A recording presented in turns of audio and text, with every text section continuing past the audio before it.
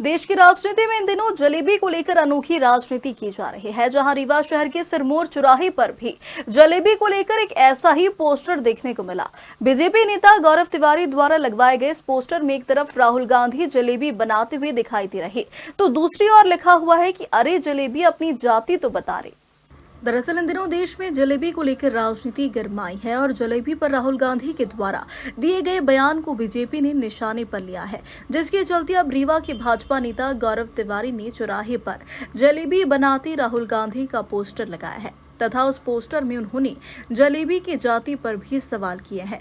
हरियाणा में एक चुनावी सभा के दौरान राहुल गांधी ने मंगत राम की जलेबी को फैक्ट्री तक पहुंचाने की बयानबाजी की थी, जिसके बाद से ही जलेबी पर राजनीति करते हुए भाजपाइयों ने उनके इस बयान को पूरे चुनाव में उपयोग किया, जिसका परिणाम ये हुआ कि हरियाणा में हुए विधानसभा चुनाव में भाजपा को रिकॉर्ड जीत मिली है और अब इस जीत के बाद पूरे देश में भाजपा जलेबी के साथ खुशी मना रही। वहीं रीवा में बीजेपी नेता गौरव तिवारी जलेबी की जाति पर सवाल किए हैं। इसके साथ ही बीजेपी नेता ने शहर की प्रतिष्ठित हरियाणवी जलेबी शॉप में एक स्थानीय युवक को राहुल गांधी का मुखौटा पहनाया और जलेबी खिलाते हुए राहुल गांधी पर तंज कसा है। जो माहौल था उसके उलट माहौल देखने को मिला और आप जलेबी की दुकान पे प्रचार कर रहे हैं, क्या मकसद? देखिए क्या है कि हवा में दिख रहा था, उलट ऐसा कुछ हुआ नहीं।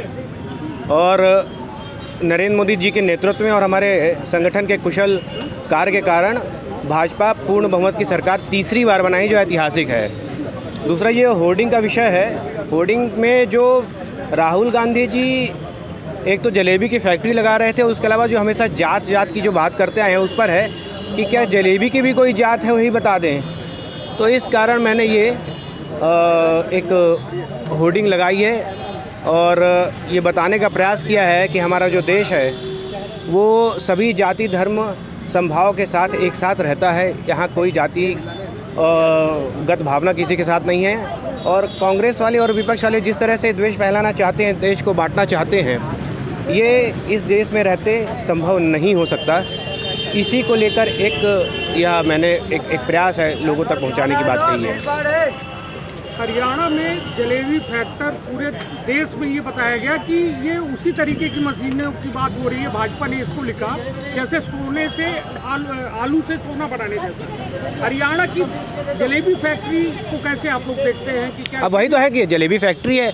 अब आप ही बताइए कि हम तो कभी नहीं सुने थे कि भाई जलेबी तो ऐसे ताज़ी कुरकुरी सामने बनती हैं। अब वो फैक्ट्री से जैसे आलू से सोना बनाते हैं, वैसे वो कहाँ से क्या बना दे कोई नहीं कह सकता। इसलिए उनकी बात को बहुत गंभीरता से नहीं लिया जाना चाहिए और जनता लेती भी नहीं है।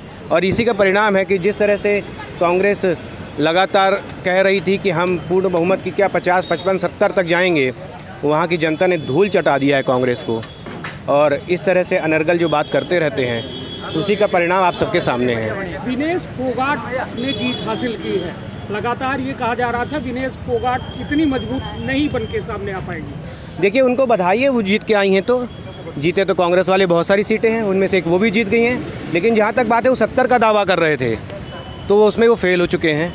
तीसरी बार सरकार ऐतिहासिक, आज तक हरियाणा में तीसरी बार लगातार कोई सरकार नहीं बनी है और यह बहुत ऐतिहासिक बात हुई है। नरेंद्र मोदी जी को के कार्यकाल को लेकर डबल इंजन की जो सरकार भाजपा की लगातार चलती आ रही, 10 साल का जो विकास वहाँ पे हुआ वो पहले कभी नहीं हुआ। जो जातिगत संघर्ष वहाँ रहता है वो समाप्त हो चुका है, जिसको कांग्रेस लगातार बढ़ावा देती आ रही थी और बढ़ावा देती चाह रही है। इसी का परिणाम है कि हम बहुत अच्छे पूर्ण बहुमत से सरकार बनाए हैं।